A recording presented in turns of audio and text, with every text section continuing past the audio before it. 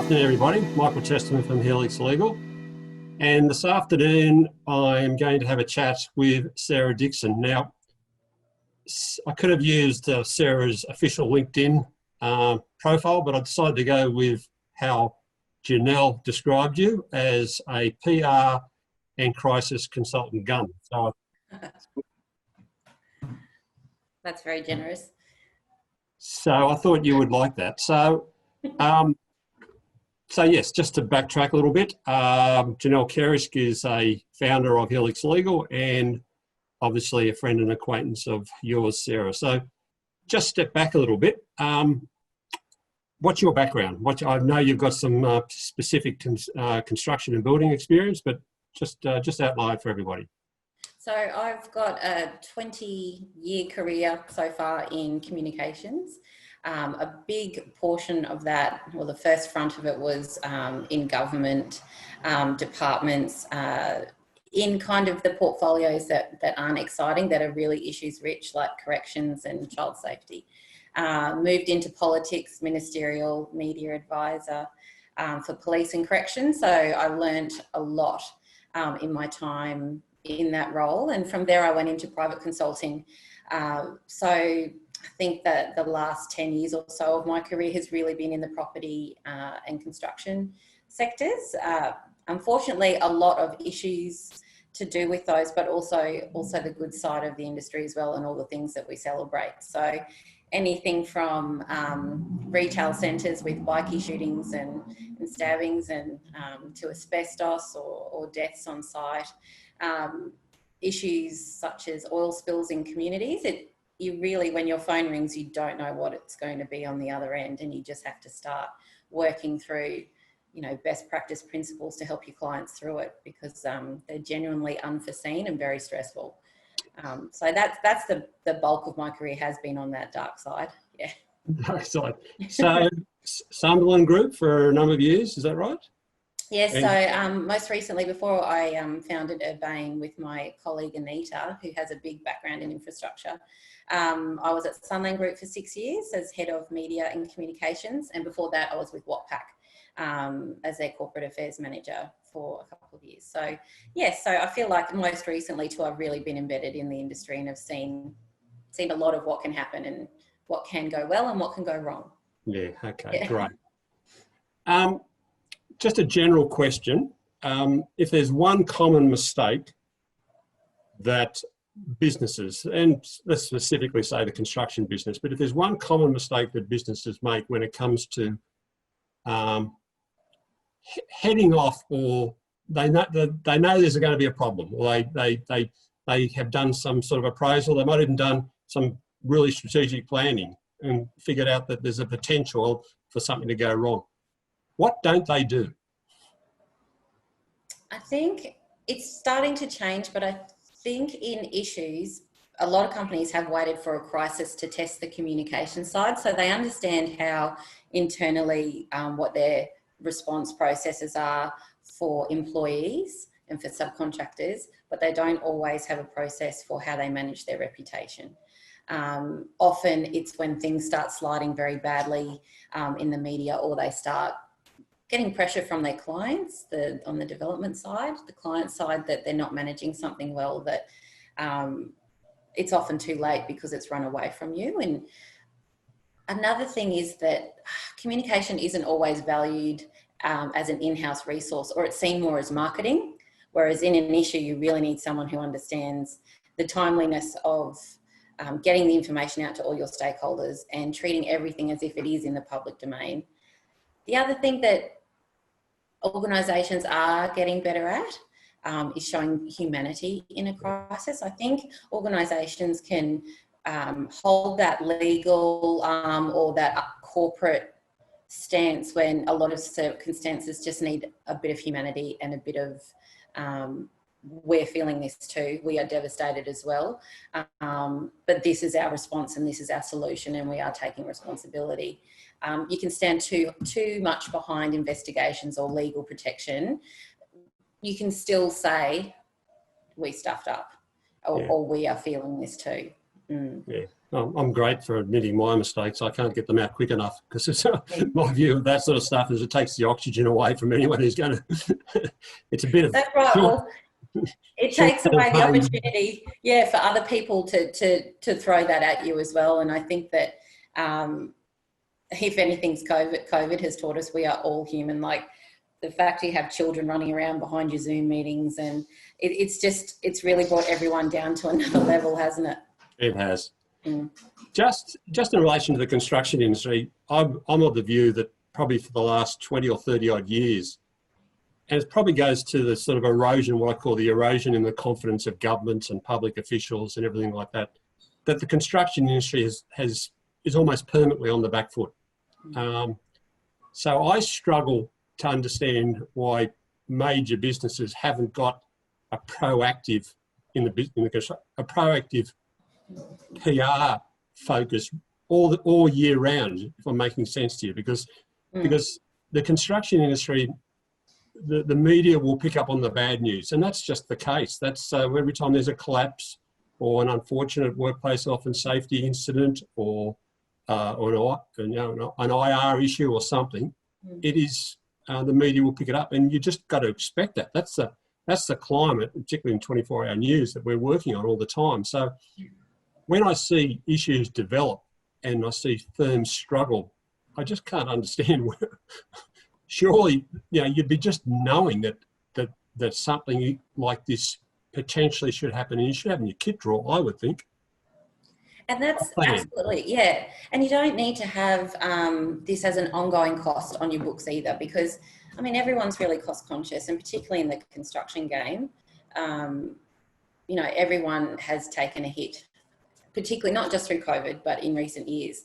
So I think we had a client come to us earlier this year, a big childcare chain.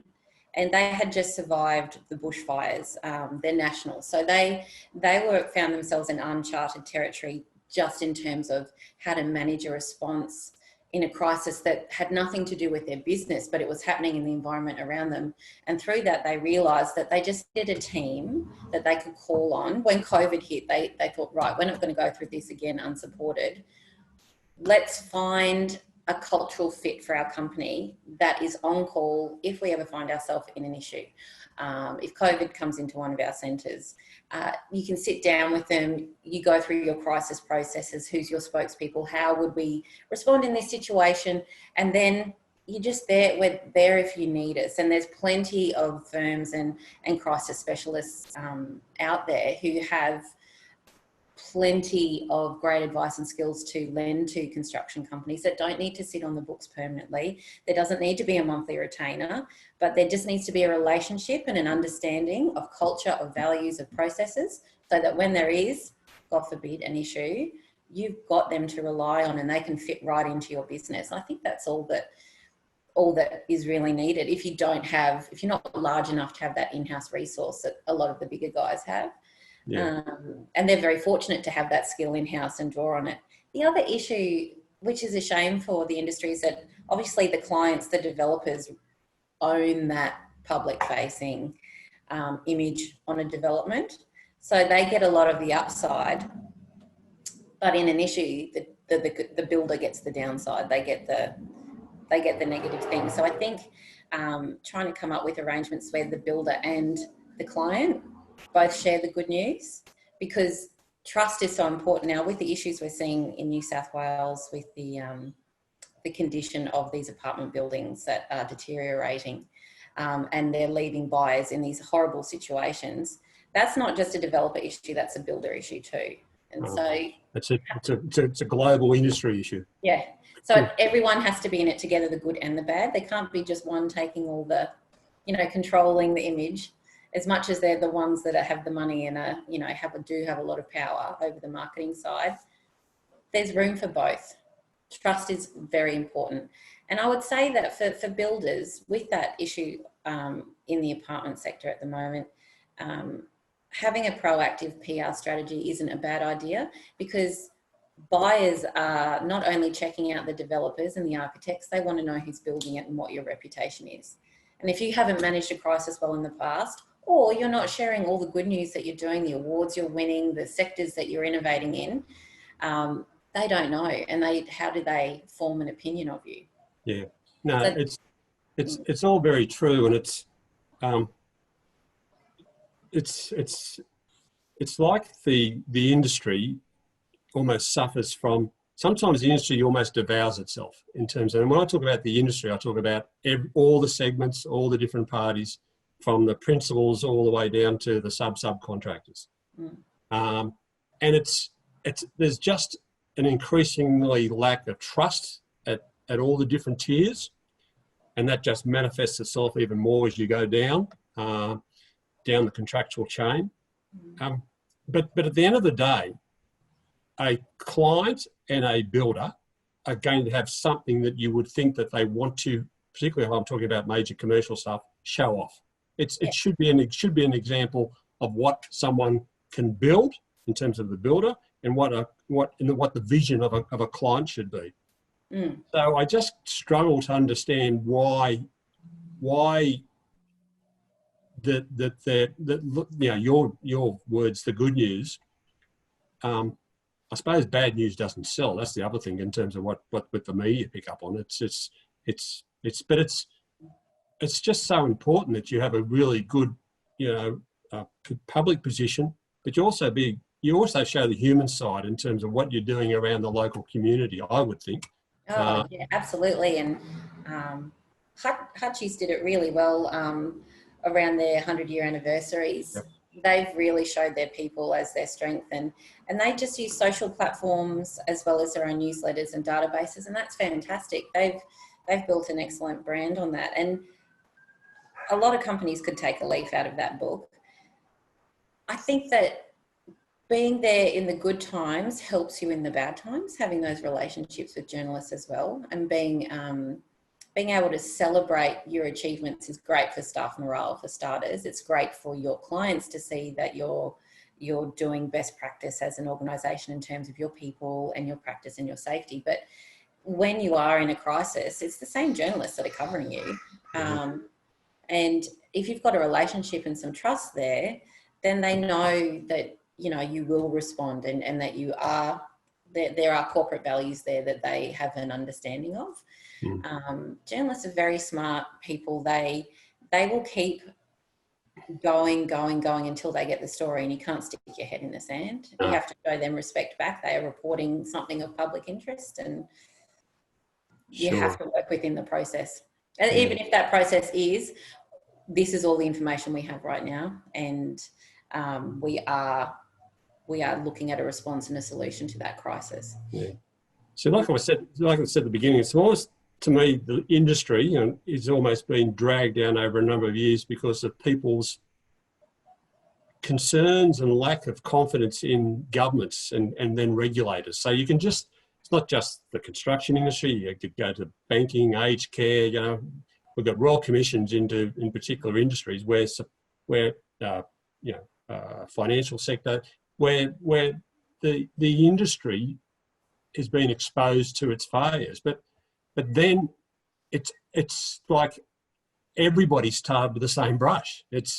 And that's a consistent theme, I think, for the construction industry for the last 30 years. Is that when bad news comes out, everybody's tarred with the same brush. So I'm just not too sure whether, and to my way of thinking, the industry is losing the PR battle. Has for a long time lost the PR battle. Unfortunately, that's because when the industry is in the news, again, it's not for all the wins generally. That's taken by the client side, and it's only for the issues, whether it's a union issue or whether it's a safety incident or some other financial collapse. We're seeing a lot of those at the moment, and every issue goes to the heart of trust. And it's really hard. I mean, if you're for buyers looking, if it's the residential market, it does just ripple uncertainty through so many different avenues. I think collectively, if the industry saw proactive sharing good news, and it doesn't have to be through the media, it can be something simple through your network, through your LinkedIn and social media. If everyone did a little bit more, it would definitely help. people, I think it was Bernard Salt did a great presentation about a year ago or longer about research that had shown people were rejecting major institutions, as you were saying, banks, religion, all the big players. People are turning their backs on. They're looking for that more personal experience. So they want to hear about the people who are building. They want to hear the people in the industry. And that's why when there's an issue, we also need the humanity side, that personal side. Yeah. I hate to use the word authentic, but that's where people are going for now in every facet of life.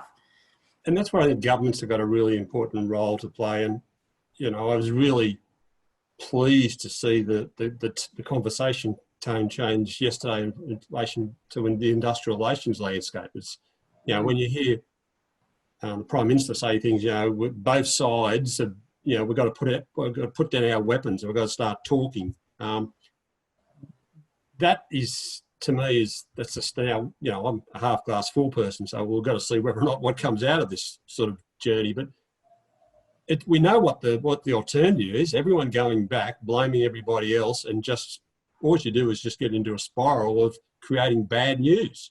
And, you know, it just highlights the problems, not all the good issues that are there, that are capable of being highlighted, because everyone's just bluing.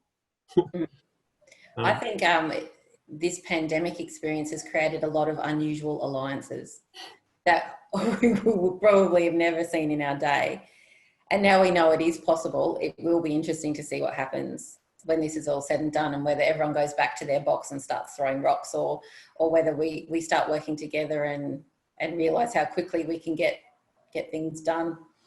Yeah, it hopefully it will result in people thinking about different ways.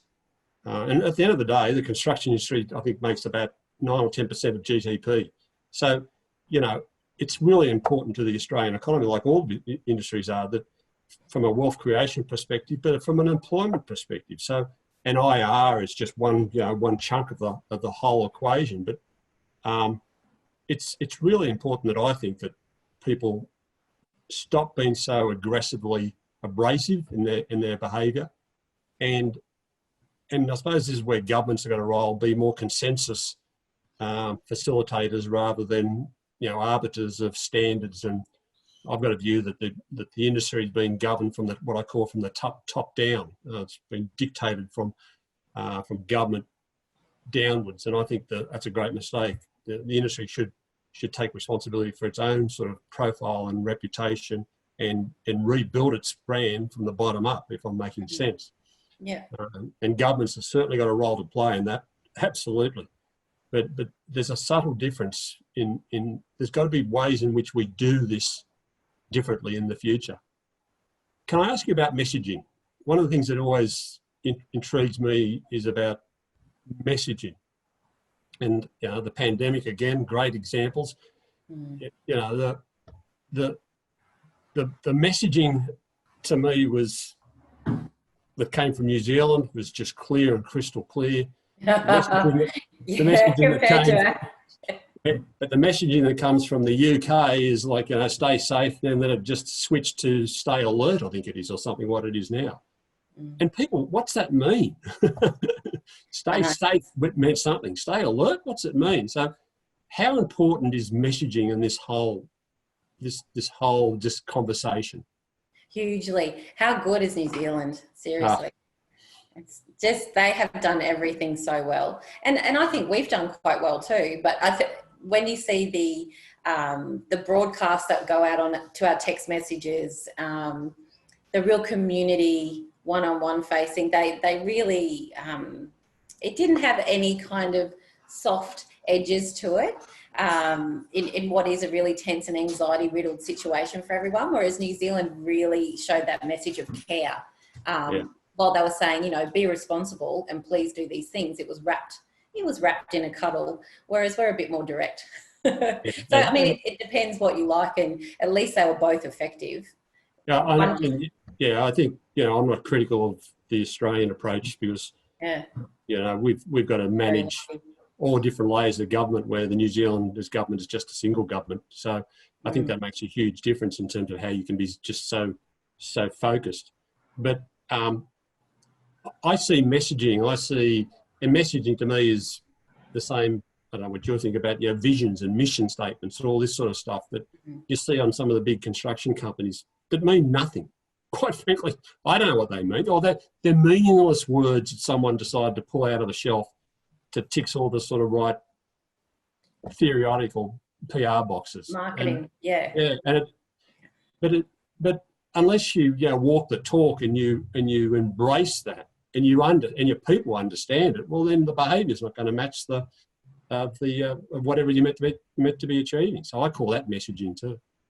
And I think the messaging needs to be measurable. So it's something that you can reflect back on and say, well, we do achieve that through these ways, and we report on that annually, or we report on that in this way, and really show that you're walking the talk. Otherwise it is just fluff. And every company has that and uses those, I guess, the hoarding and everything for those beautiful statements. But really, it's people first, isn't it? And it's showing it through your people, and then telling those stories of your people in a really positive way. And there are so many platforms to do it.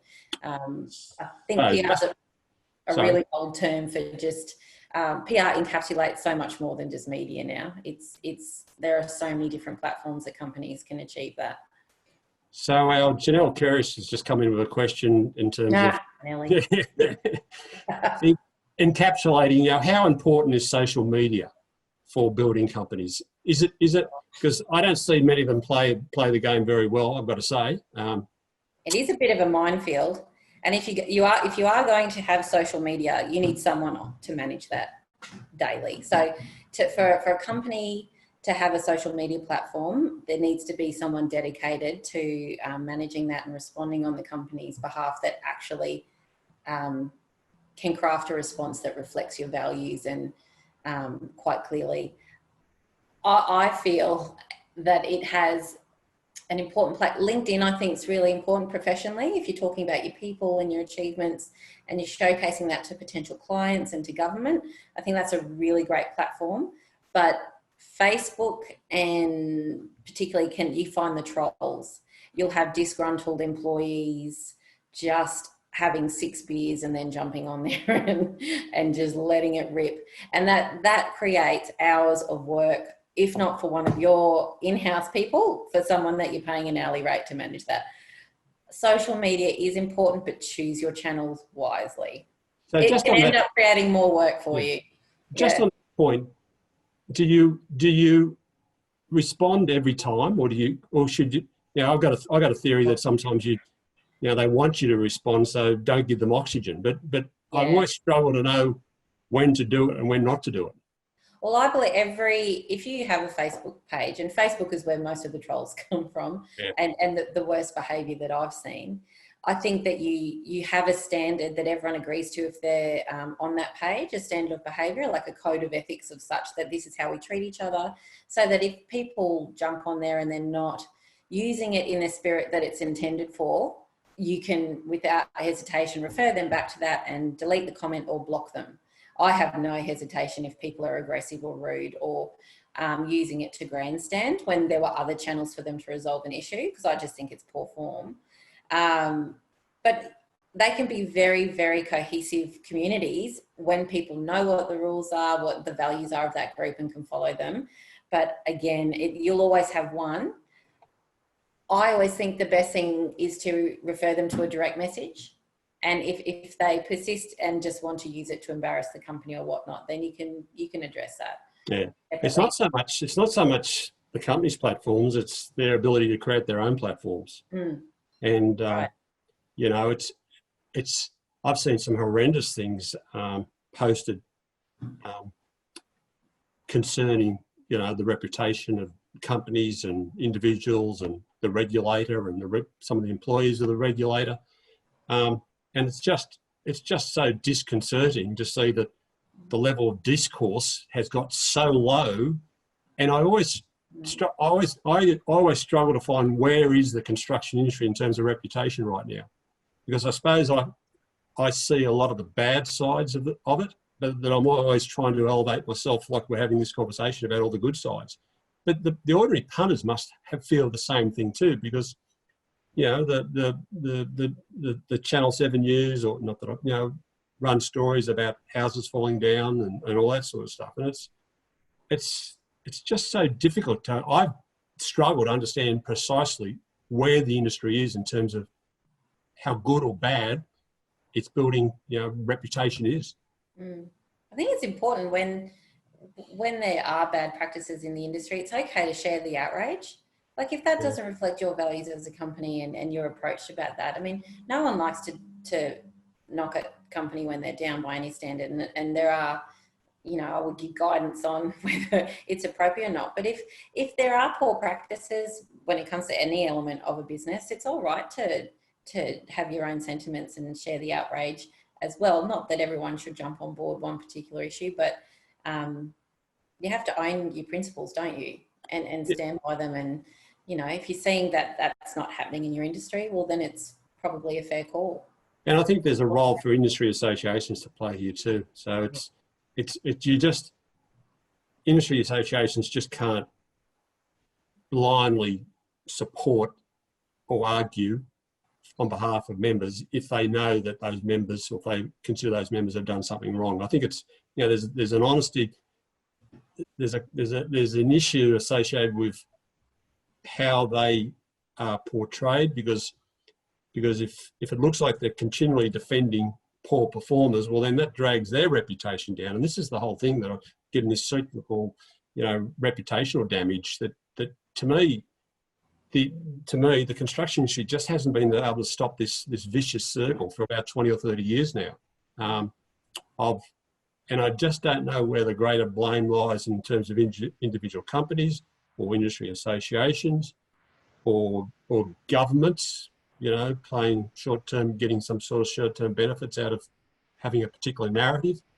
I just don't know. I just struggle, and I think a lot of the ethical contractors that I know really get down sometimes because they just think, I'm not that type of builder, or I'm not that type of subcontractor.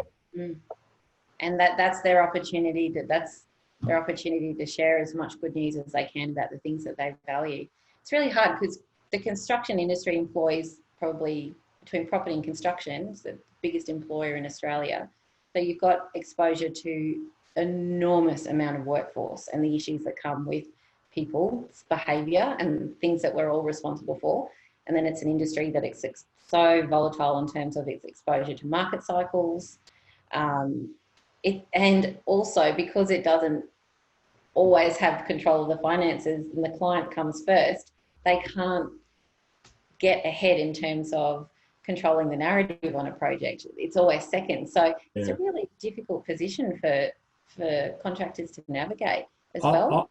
I've got a certain point of view that sometimes the contractors create this crisis environment on projects because they have gone in underpriced just to win a job. So once that happens, you can bet your life that the risk is going to be dissipated down, and in many instances you're just going to see disputes arise, and disputes means unhappy building sites and quite often means technical problems. So there's responsibility that builders or head contractors must take in terms of that initial engagement with a client has to be honest. And if a client is trying to look for a bargain, well then contractors have got to sort of weigh up whether or not they really want to do that, and then get involved in trying to, get money back through quite contentious dispute resolution sort of triggers with subcontractors and things like that.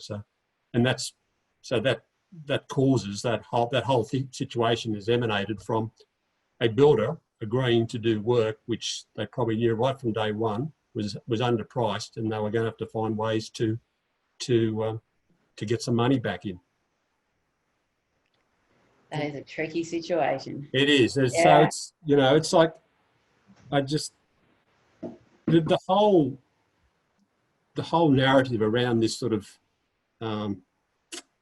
the reputation of the industry and the reputation of individual contractors is just so difficult to break down in terms of what are the big practices that we've got to change. And or what are the poor things that we're going to change? And obviously, to my way of thinking, it's trust and integrity.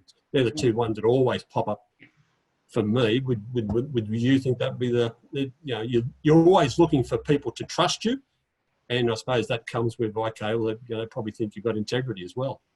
Yeah. Oh, reputation's everything, and that's why, if you value your reputation and you know that, yes, pricing wins work and history, but trust and reputation are a huge factor now, more so than ever, because the pressure is on the client side for the trust to not only be in their capability, but in their builder as well. And I think you can lose trust, or there can be an absence of the perception of it if you haven't done a good job telling your story.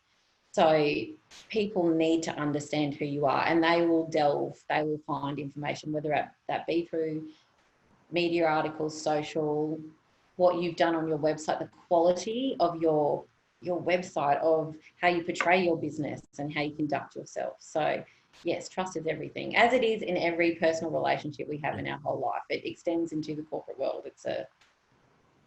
There's a question from one of our people, Therese. Is there a particular sort of social media platform that works, in your view, works best for, conveying opinions? So I think you mentioned LinkedIn before, but so, I'm a prolific writer of articles. I think I'm over 90 articles now. So it's just, and I always struggle to, some articles hit the mark, other articles don't. I don't know whether or not it's my tagging or whatever it is, but it's just hard to tell sometimes. So what's your view? Because I think opinion. I write articles, opinionated articles.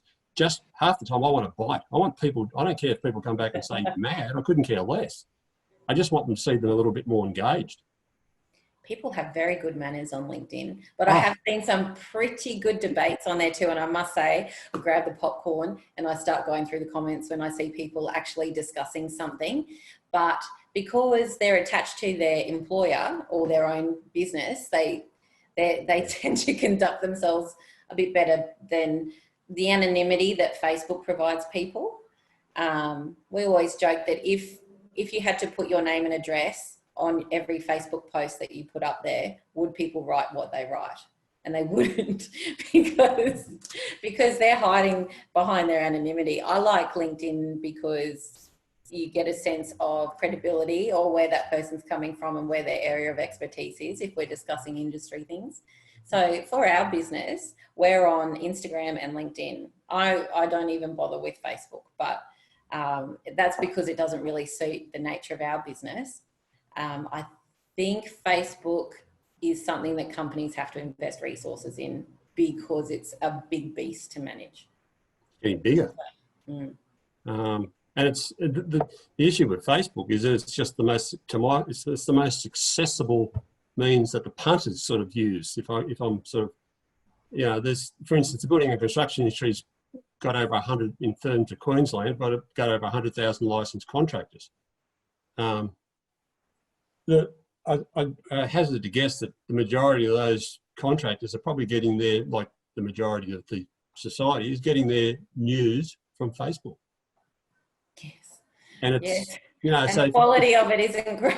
Yeah. So it's like, playing in this space has got all these sort of issues, but not playing in the space is you're just almost vacating it to got to be careful what I say here, the nuts. And that's a point too. So there are services, and look, this is another cost, everything costs, but this one's worth it. There are monitoring services that do monitor how your business is talked about on social platforms.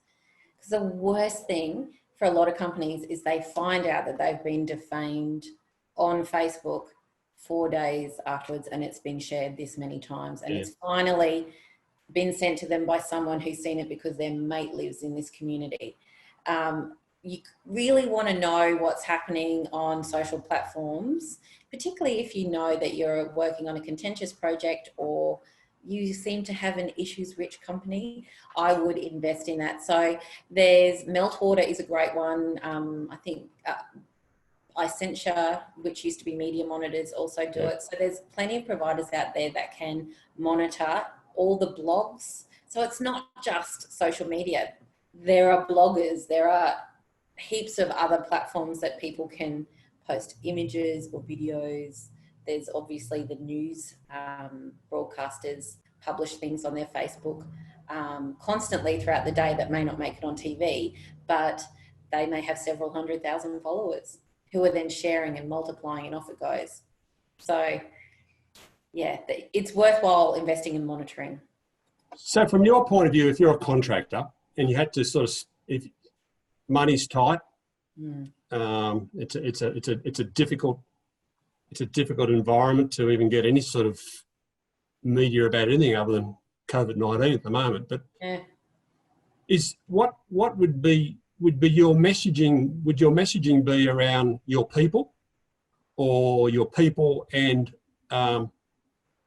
happy clients, or bit of both? What in the current environment? I think it would be looking at how you are innovating, how you value the safety of your people, about new measures you've introduced or efficiencies that you found. I know it's probably having a big hit on productivity for companies, but they're still persevering. It shows a value of sticking through the hard times. If you've got a company that's been around for 50 years, you can probably refer it to other market cycles or things that we've been through this. We've weathered these storms and we're doing this together now. I think there's a story of confidence and perseverance that you can put through, particularly with the employees who are turning up every day. And really, initially when the pandemic hit, everyone was fearful of going to work. A lot, construction workers don't have the luxury of working from home and keeping themselves safe like a lot of us do. So I think there is the opportunity for profiles, and now that restrictions are starting to ease, how does that look in the workplace, and what will that look like in a few months? Like there's an opportunity for some thought leadership here from contractors who have just been through this experience to talk about what they've seen, what the real issues have been, because there's lessons to be learned that need to be shared, and people are interested. Yeah, to me, the most valuable commodity of any business, I certainly know it's from my perspective with my people, is them. It's I'm as good as however they sort of rally around me to help me do what I do, and I just don't know whether I see enough acknowledgement of that from industry leaders, because this is when we break into these sort of silos. For that, builders have got to acknowledge subcontractors. And that just doesn't quite fit the narrative. Builders are meant to be fighting with subcontractors at the moment. You mentioned Hutchies, they operate certainly in a sort of family sort of environment in that context, but some of the other big builders do also. But you never get their message out, or it doesn't seem to get other than past their newsletters. And Janelle's this is what working with Janelle's like. She'll come back. She'll come with you 1,000 questions. So she's got some more here. How do you get the attention of? And I will go to the other questions. There's about 5 there. How do you get the attention of the mainstream media? It's to want to even highlight, the good things that the industry does. I think start small. Really, the mainstream media are under so much pressure at the moment. The media is an industry in itself that has its own pressures in terms of workforce changes. They need to only have good, interesting news. It's really hard selling a story to a journalist or pitching a story to a journalist that's not breaking news, it's not interesting. So if you were to bring someone in on board to say, look, we need a profile, it's not always the media that you need to be in, and you need to start and build on that. So a good advisor will tell you if it's newsworthy or not, and you need to take that on board. Yeah. Sometimes what the biggest thing in our world is, and is really exciting to us as a company, isn't exciting to the people that read Sunday Mail or will tune into Channel 7 or 9 or ABC. So it's a really hard push for someone in my part of the world to try and secure coverage if it's not that groundbreaking. So part of it is just forming relationships with the journalists, and they are time poor, but sometimes it is just reaching out to them to introduce yourself to them, understand what they're interested in. And you might have, the most thing that's of value at the moment is information or data. So say that you've done some research that you've commissioned, or you were able to tap into your workforce to look at a cultural review or something that you've done that's interesting and that you can share. That is always topical, and that's something that journalists would be interested in seeing. But if it's just something quite minor, I wouldn't worry. I'd stick to building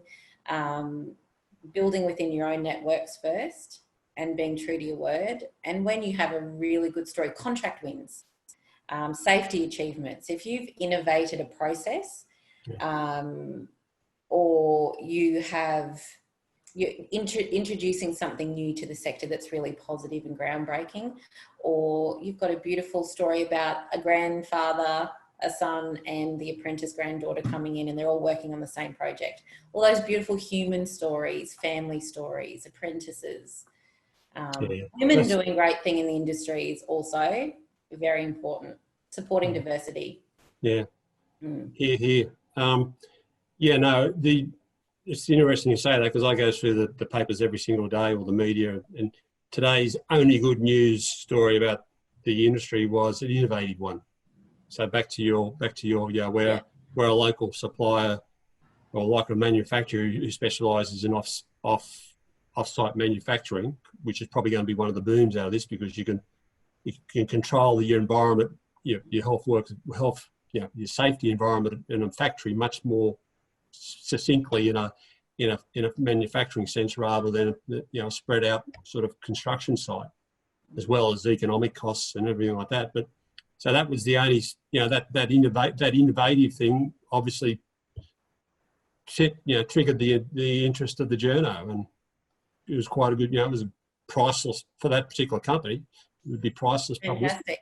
Yeah, you've got to meet a direct need, and show that there was evidence for that. You have a solution to a problem. Yeah. I think the other point at the moment, for the construction industry being considered an essential industry, it hasn't had the acknowledgement that other industries have. It was really interesting when teachers were really coming to the fore with the schooling, working from home crisis. They really wanted to be seen as what they are, essential. The medical profession already was. The construction industry is an essential service, but it hasn't had that profile. It's almost a stigma that you're lucky to be working. This is an employer's market. You're lucky to be on site. You're lucky to have a job and be working at the moment, with so many people losing their jobs in other industries. I think that's got to change. I think there's an opportunity for our contractors to send a big thank you to the people who turned up every day on site during the pandemic as an essential service. There's initiatives where beers are being sent to medical professionals. And I know obviously beer and construction sites don't mix, but there was an element of recognition and thank you from the community and from employers that we're not seeing. And that's cultural in a sense. Yeah, there's a wonderful organisation you might have heard of called Mates and Construction. And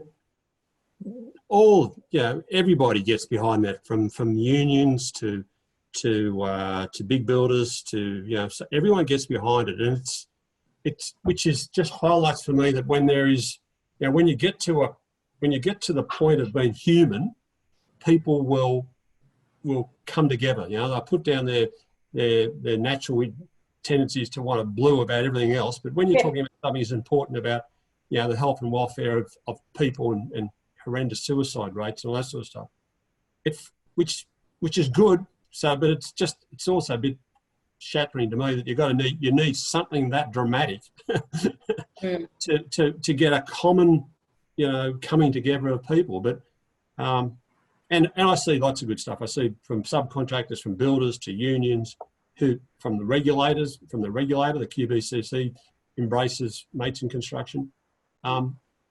and it's really heartwarming to see that that sort of thing does resonate.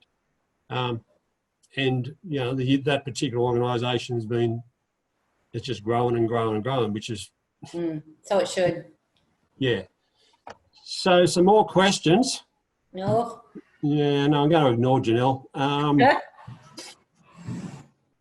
A couple of anonymous ones, but I think there's one anonymous one here that I thought, okay, why would a construction company even need PR? There you go. That's coming. This is coming from obviously Well, it depends if they value. We've got to take on board everybody. Yeah, absolutely. Oh, why would they even? Well, if they don't, it depends how you view PR. And if it's in a crisis or if it's just day-to-day business is going good, you definitely need support in a crisis. So I wouldn't call it PR. I would call it having someone in your pocket on your team that you can bring off the bench and to fight for your reputation and to give you good advice when you need it. A lot of contractors won't see the need in what they would feel is fluffy PR if that doesn't work for them, but they need to operate in a space where their clients and their clients' clients can see that they're reputable and trustworthy. Because the delivery method of projects is just as important as all the beautiful vision and the architecture and the design. People are looking deeply at who is building our big legacy projects, where we live, where we work. No, that's a lack of it. If you're not managing your messaging, someone else is. And do you trust that to happen? And particularly if you're coming from a situation where, like I said, from my perspective, particularly all major building companies, and even mid-sized ones, and should be just aware, it should be almost constantly in their background, in their mind, that just given the nature of the economy and the crisis that we're in, that any small misstep is going to be, splashed all over the media. So, it's like just try to more regularly, if I can call it that way, proactively manage your reputation. And I suppose it gets back to how do you do that, and we've discussed that, good human stories or whatever. I'm always shocked as to how organisations who have got a history of having problems always seem to struggle with the PR stuff. It's like, just like they've been caught in the spotlight. And I'm just watching, probably don't, but rugby league. There's a particular rugby league club that's got a reputation for drug issues, and here we go again, right on the eve of the rugby league. There's a young kid who's been banned for a couple of years, and they're running around. They're trotting out the poor kid, and it's like they've got, what the hell? It's like, you guys have been in this space for forever, and you still can't manage a crisis that has come back to bite you on the bum again. And the construction industry operates cheek and jowl with the communities that it works in. There's so many potential issues that can happen when you're working on sites that are in very established centres, and you also are one of the largest employers in the country, which has its own issues with the workforce and individuals as well. So, I mean, not having a plan to put into action when things go well and when things don't go well is crazy. Yeah. See, I saw evidence of this once again through our least favourite social media platform, Facebook, when the construction industry was largely unaffected it wasn't shut down, so it's wobbled on through this whole crisis. But people that were involved in industries where unfortunately they had lost their jobs and they were sitting home, they were bluing regular. I would see it all the time. No social. These guys are meant to be social distancing on that building site. They're not doing it now. Why are they allowed to be working and earning money when I can't do this or I can't do that, or my industry has to be shut down? At one stage I was really, really concerned that it would only take one, possibly two major, health crises on some big building sites, and I could have seen the pressure at that time would have been to shut the industry down, because it's social its social distancing was being ignored. So, you know, once again, it just highlights how in the industry is always in the spotlight. It is, but I think there's an opportunity. I mean, with COVID transmission, it's from surface to human as well. It's not just social distancing. We know so much more about it now. I mean, look at the Macca's COVID. People are still happily going through drive-throughs and, you know, applying, I guess, the different industries and how they are applying the social distancing within their workplaces is the biggest thing that we're all grappling with, particularly in a service industry. But for the construction sector, that it's just adding another layer to an industry that has a lot of safety layers, and it's a lot for organisations to have to measure that and implement it. So here's another question, anonymous again. Hi Sarah, what do you think the key PR tools to build a construction company's reputation? It's probably going to be a bit of a summary of what we've just said, but I think you've got to know. I think PR starts with understanding like your organisational values. PR is only good if it aligns with your own business objectives. So if you've got a really good, solid business strategy that is people oriented, and obviously, you know, you've got your social and commercial objectives in there, your communication strategy has to deliver those outcomes as well. It just has to be, it can't be separate too.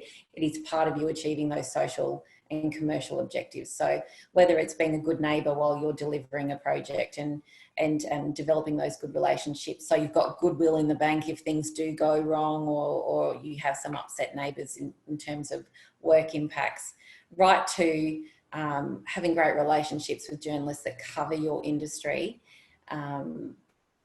There are a raft of tools, but it's having a plan.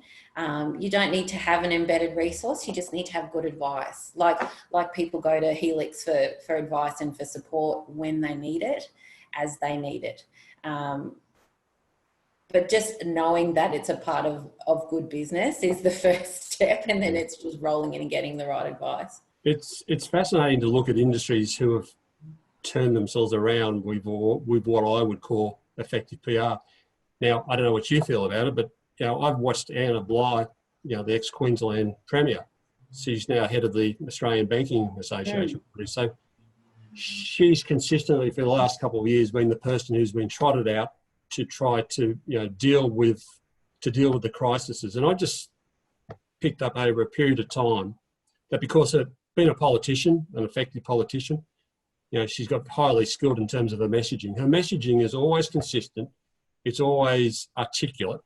And in a way, I think she's, you know, can take a lot of credit for restoring some confidence in the reputation of our banks, because, you know, it was pretty poor before. And she just is just one example that springs straight to mind as someone who I think is, you know, you could point to and say, "Boy, geez, you know, there's some decent communication skills there." And that is an important point, because your spokesperson is so important. So the banking sector did very well to bring in a seasoned politician that has weathered, well, she was kind of schooled under Beattie in terms of issues management. And he was the absolute guru of mess up, fess up. So that was his crisis approach. So whenever there was an issue, the moment you learned there was an issue, he'd already apologised and had a 10-point plan on how to fix it. And that is the 10 odd years of government or longer that he ran the show. And then Anna came through, and she led us through some pretty big natural disasters.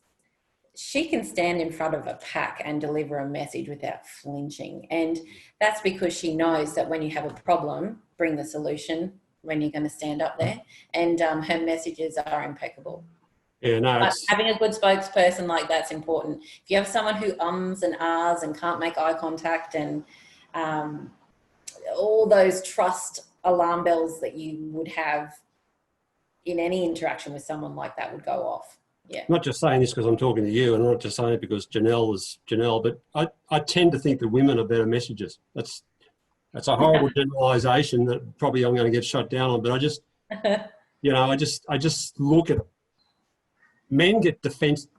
I'm generalising here. I'm going to stop soon. Men tend to get very defensive, and And that's, to me, that's, and except you just quoted Beatty, fess up or fess up when you mess up. It just, and that's, I learned so much about watching that. I went right at the very beginning. We said, I'm the greatest one for saying I stuffed up, because to me that's the quickest way I can get out of it.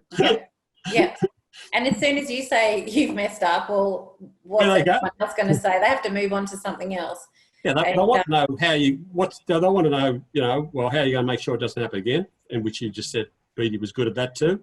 Fess up or mess up, and here we're going to fix it. And it's like, okay, well, you might get battered around for a day or two in terms of the mess up, but it's better than trying to deflect and argue and hide, and because that just incentivizes the media pack to go hard. And no journalist will trust you. Their alarm bells will be going off, and they'll be doing their job if they just keep going and going and going. That's their job. I know. God help me. How important is it for contractors to engage? This is Anita. How important is it for contractors to engage both government and communities in which they operate? Oh gosh, absolutely. So important. At the same time, government, the no surprises policy works very well with government. They don't like surprises. So engagement early and effectively and meaningfully is really important. Same with your communities. Talk about social media working against you. If you haven't engaged with your community properly and built that goodwill and informed them in a way that there's no misunderstanding about how you are going to conduct your operations, when, and what your values are, then you are going to have problems. And particularly around election cycles, God forbid, do not stuff up your community engagement within 9 to 12 months of an election, because your project will be politicised. Yeah. Well, there's a good chance.